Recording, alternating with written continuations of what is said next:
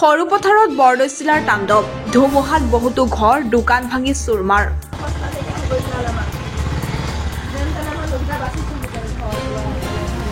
এজাক কাল ধুমুহাই বিস্তৰ ক্ষতি কৰিলে কেইবাখনো গাঁৱৰ। দুপৰীয়া প্ৰায় 12:30 বজাত অহা এজাক কাল ধুমুহাই সৰুপথাৰ অঞ্চলৰ গন্ধকৰৈ, টেঙাহোলা, গোসাইগাঁও ধৰি বহুকেইখন গাঁৱত তছনছ কৰে এই ধুমুহাই।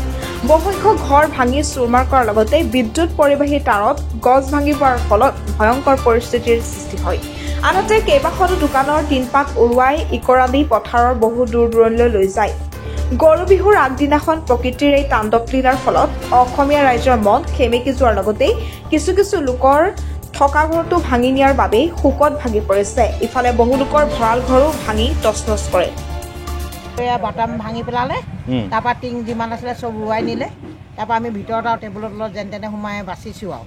তাৰপৰা সেইখন দোকানো মানে চব চাউল পাত চব তিতি এই ব্ৰইলাৰ আনি থৈছিলে, ব্ৰইলাৰো জানো কেইটা মৰিলে। মানে সেইফালেতো গুমৰি গাজৰি আছিলেই, আমি যেনিবা হেৰি হৈছোঁ আৰু অলপকৈ হেৰি নিজৰ বস্তু বাহানিবিলাক সামৰিছোঁ আৰু এনেকৈ অকস্মাতে আহিলে আৰু নিজে প্ৰাণ বচাবলৈ এইবিলাক চোৱা নাই আৰু মোৰ নিজৰ প্ৰাণ বচাবৰ কাৰণে ভিতৰতহে সোমাই আছোঁ আৰু। কিমান কি ক্ষতি হ'ল? বহুত ক্ষতি হৈছে। এতিয়া এইফালে আমাৰ ইয়াতো এইখিনিতে এই গেৰেজটোৱে আপুনি দেখিয়ে আছে, এইটো সম্পূৰ্ণ গ'ল, এইটো ঘৰ সম্পূৰ্ণ গ'ল। 5-6 ইয়াত এতিয়া আমাৰ আশে পাশে প্ৰায় 10টামান ঘৰেই গৈছে।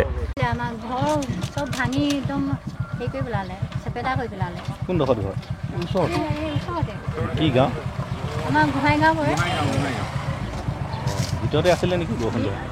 ভিতৰতে আছিলে চবো। মানুহজনী ওলাই যাবই পৰা নাই, গোটেই গছ ভাঙি, তামোল গছ ভাঙিছে, তাৰপৰা আৰু টিং উৰুৱাই নিছে, মানুহজনী ওলাই যাব পৰাই নাই। মোৰ ঘৰ ভাঙিছে আৰু তাৰপিছত তামোল গছ নষ্ট হৈছে, ঘৰো নষ্ট হৈছে আৰু বয় বস্তু অলপ ধানৰলৈকে সোমাই গৈছে। ধানৰ ভিতৰত কোনোবা আছিলে নেকি? ঘৰৰ ভিতৰত কোনো নাছিলে।